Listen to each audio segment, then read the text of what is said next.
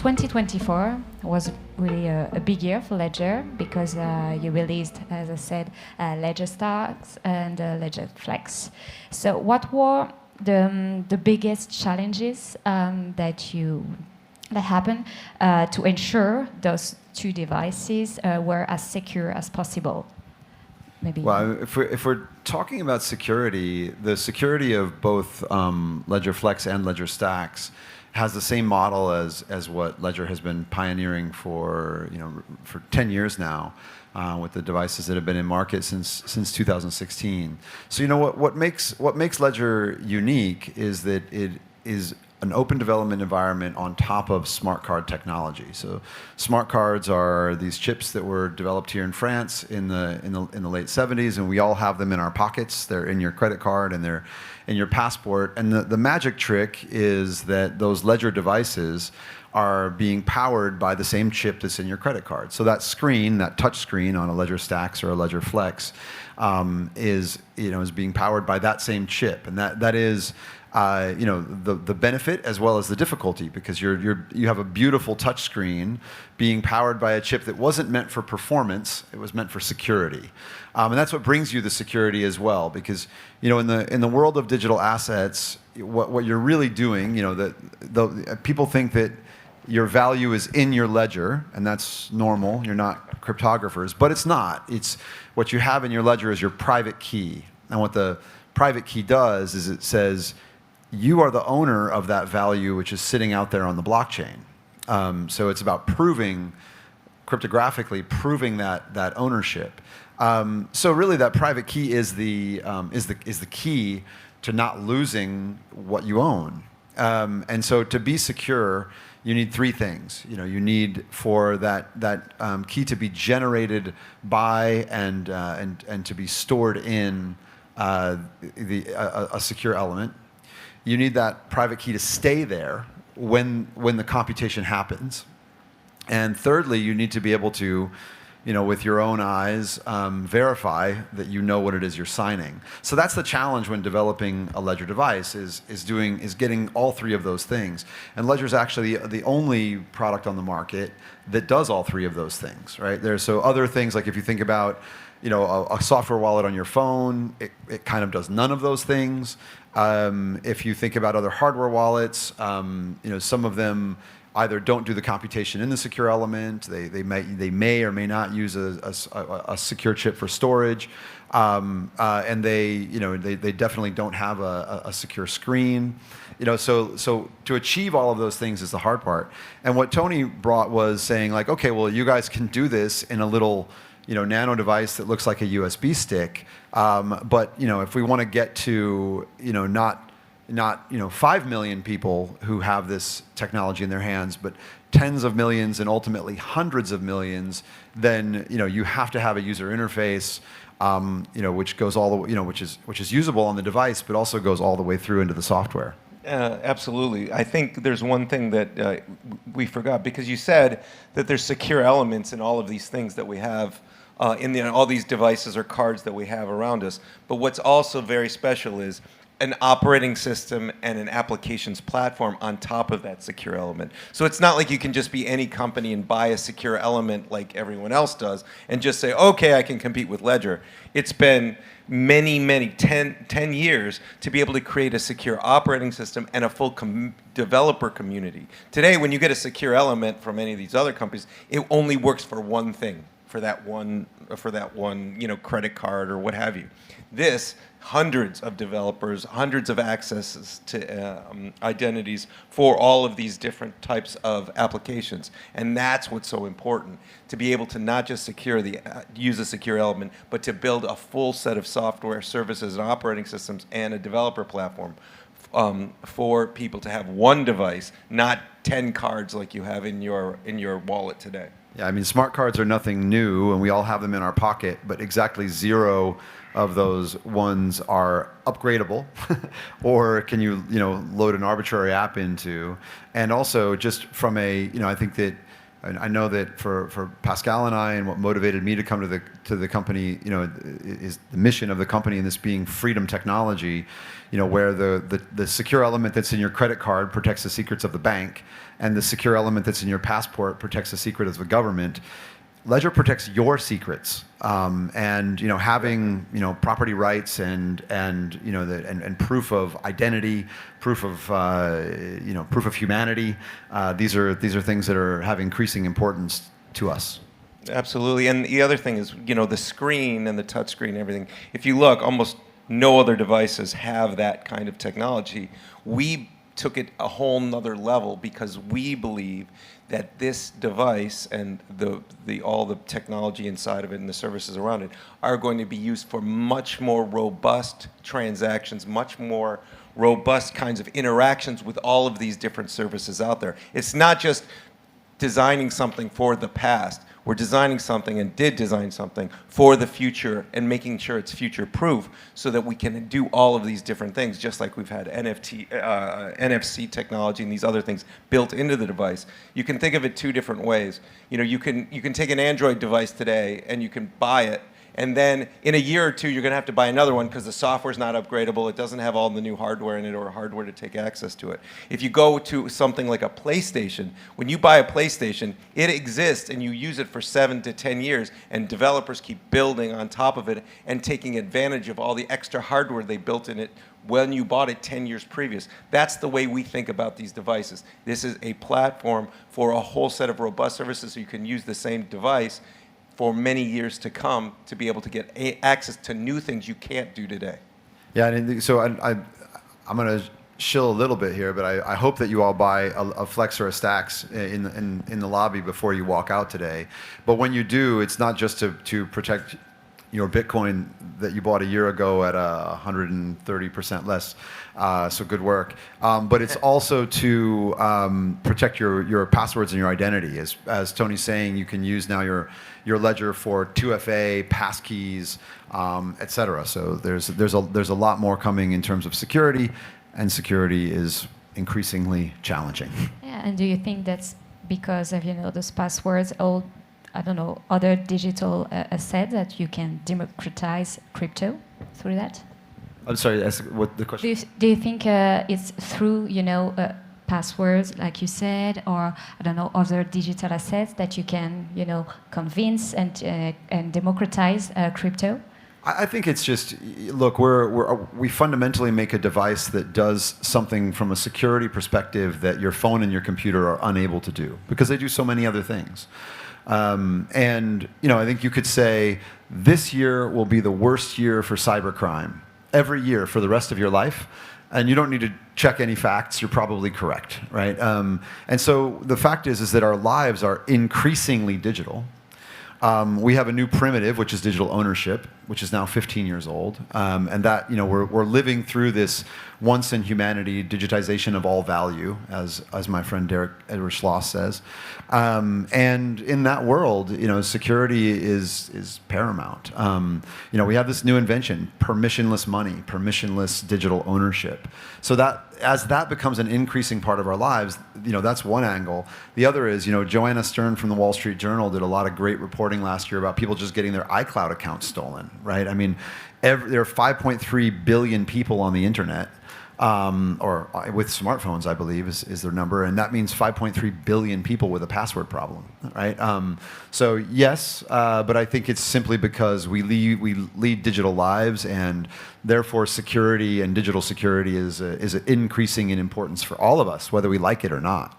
Right, and it's not just it's securing value stores. It's also securing your identity. So we've been talking a lot about Web3 type applications with crypto and NFTs and what have you, and making sure you can do secure transactions. But if you look more and more increasingly, it's securing the information, the internet of information, and your identity. So if we look at something like LinkedIn, LinkedIn is already starting to have verified accounts. Obviously, we're doing the same thing in dating apps. We're seeing it across the board. It's already there for banking applications in a Web 2.0 world. More and more and more in the world of AI, deep fakes, agentic kinds of things that are going to happen. You are the person or the company you're working with on one side, and you are going to want to make sure you're talking to the other side. So making you know who you're talking to, and make sure those things are not modified along the way. It's becoming misinformation, disinformation, deep fakes. It's exploding right now, and it's not going to stop. So how are we going to make sure that in a Web 2.0 world, not everyone's going to move to a 3.0 world right away, how do we make sure we're verifying the identity of who we're talking to on the other side and signing those transactions, whether those are photos, videos, audio, whatever it could be, and making sure it's getting to the other side or getting to you, making sure it's not doctored along the way. This is the kind of stuff we're thinking about and we're doing right now with security keys and these things. Yeah, and if any of you here or anyone watching online has a business or an application which has a security challenge, I'd really invite you to kind of build an enterprise app with Ledger. For example, exchanges are a great example, but really so many things that we deal with, they have a user experience problem because of security, right? We know that 2FA with text message is dangerous. Their SIM swaps are real. We know that the experiences you go through, which is like, okay, 2FA of some kind, like maybe it's Google Authenticator. I mean, just to log into Amazon, right? I've got to open up 1Password, paste in my username and password, go to Google Authenticator, paste that in. I could just tap using NFC my Flex or my Stax and log in. Now, I can do that because of a protocol called passkeys. But if you are an enterprise and you would like to lock down your enterprise with your with just your team, you can make an app for Ledger, developer.ledger.com. You can make an app and have an application which is not only signing blockchain transactions, but actually increasing. I can't think of another time in my career when you can both have higher level of security and better user experience. Usually higher level of security, deprecates your level of user experience. But if you can go from 1Password, Google Authenticator to tap I'm in, you get better security and better user experience. So I think I want to point out that we please see us. We'd love to see more of these enterprise apps that use Ledger as the security factor. Absolutely. And you mentioned deepfakes, so I have to talk about AI, of course. Sure. Do you think do we have to conceive and design hardware like you do differently because of AI? Are there new challenges around that or not? Well, I think, with AI, and that's a broad topic, and we can go into hours of that, and you can hear me drone on about AI and the state of things. Look, at the end of the day, AI is going to require especially agentic interfaces. So agentics are going to be, and we're hearing about it, there's nothing doing this today, but where you actually give your credentials to an agent out there, an artificial intelligence agent, to go and execute things on your behalf. Right? So as if you had your own assistant and they're buying plane tickets or moving money or whatever it is. And you're going to have to start interacting with these agents. You're going to hire them, and then you're going to have them do things on your behalf. Again, those agents are going to have to go off with your ID or some form of your ID, and then make sure they're the third party, whatever it is, working with those agents, which could be another agent, have to verify that those are real agents that came from you, and that whole chain of trust. So we are going to see more and more where you and your digital twins are going to need to have that kind of identity to be able to be had. You're going to need much more robust security to do that, because as we see, agents can be deep fake today with your voice, your picture. They can be morphed to these things, and these security authentication systems can be hacked. We just saw that with CAPTCHA, right? CAPTCHA, they say proof of human, and 2 weeks ago it showed that agents can go off and just prove that anything can go through these proof of humanity roadblocks along the way on the internet. So yes, we're going to have this, but I don't believe when you look at your smartphones, your computers, and these things. I also work with ARM. I help with ARM and their AI strategy, And we already see that these devices are incredibly complicated that we're building, in terms of smartphones, what have you. And they are easily hacked, as we've shown here with the dungeon at Ledger. So we need to take a different way of building the hardware and showing security, because the smartphones can't go the other way. They can't get more secure. They're getting more feature-rich, not the other way. So we have to start with a whole new paradigm. Just like we did to get to the iPhone, we had to start the iPod to create the iPhone. It wasn't the other way around. People are trying to make Microsoft Windows Mobile and everything, taking Windows and cramming in a phone. It wasn't going to work. The same thing goes with security. You have to start with something very, very robust security and build into these new worlds, not taking smartphones and trying to make them secure. We're already past that point of no return there. So yes, you have to build your devices differently, and Ledger has been doing that for 10 years now. I think that agentic angle, I want to make sure that this lands on everyone, because this is, when you think about AI relative to digital ownership, there's one big broad thing, which is, AI brings digital abundance and blockchains are about digital scarcity. So they're two sides of the same coin in that way. But the point that Tony just made, I think, is quite profound, because think about what we're used to. We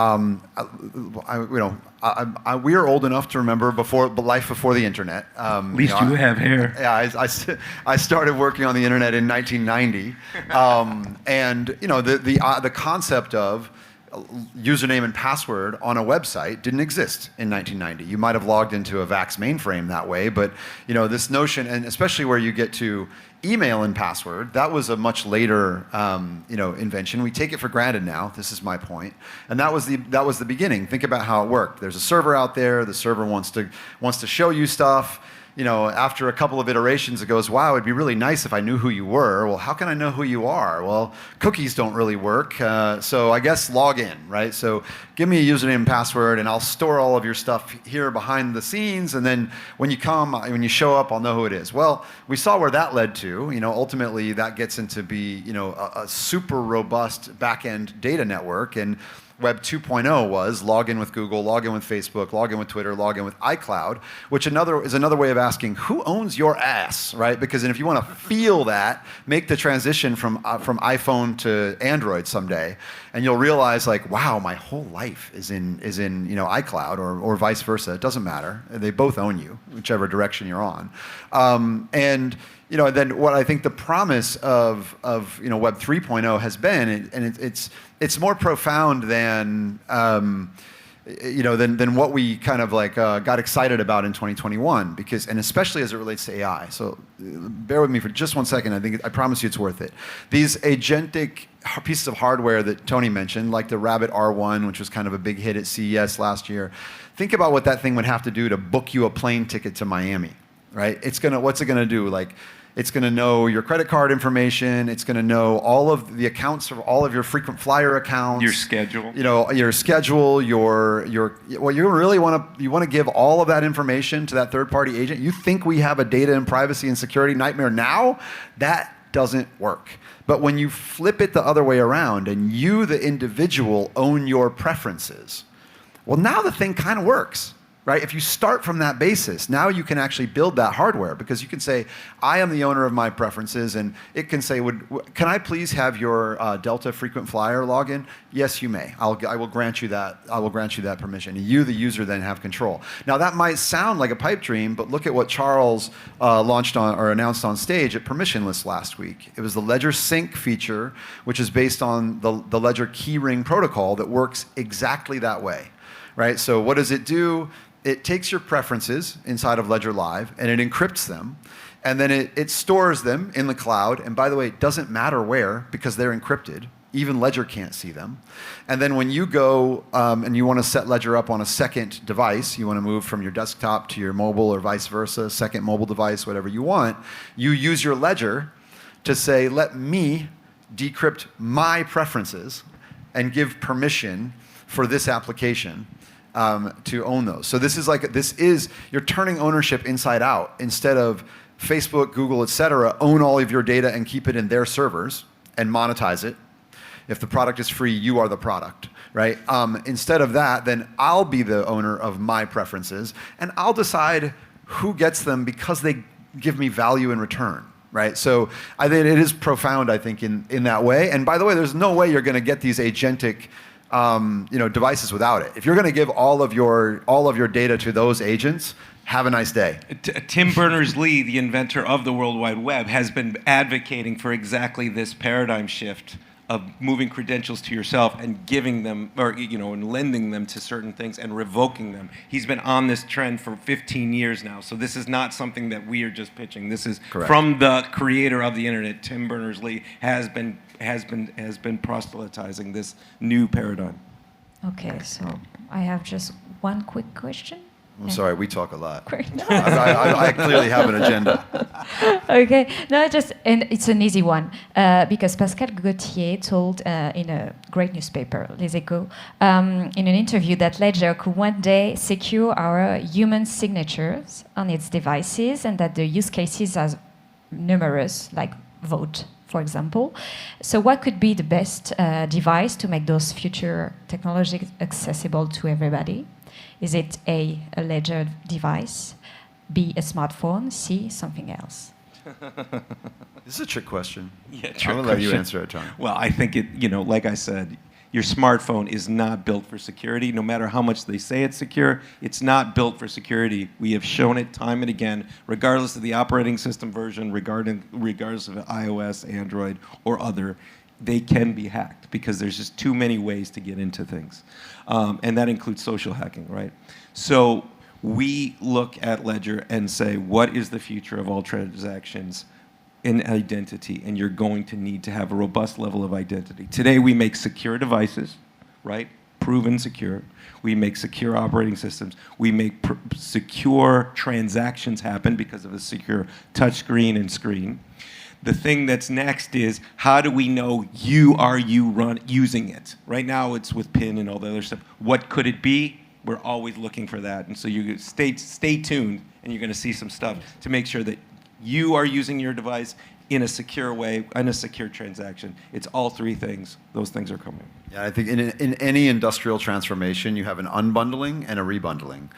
Tony and I were involved in unbundling the compact disc into 99-cent downloads, and then ultimately in rebundling them into subscription services. It's normal. It happens in every industrial transformation, and I think Ledger is the unbundling as we move from an internet of information to an internet of value, and security is paramount.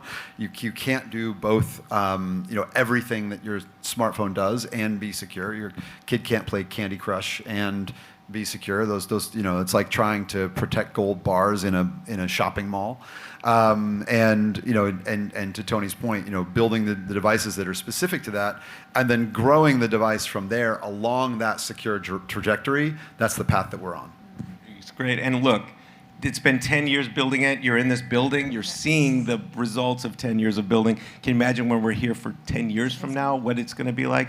These technology transitions take years. I remember when we were trying to do tap to pay with the iPod with Visa and literally Visa and MasterCard in 2004, 2005, saying, this is the way you're going to do purchases with your iPod with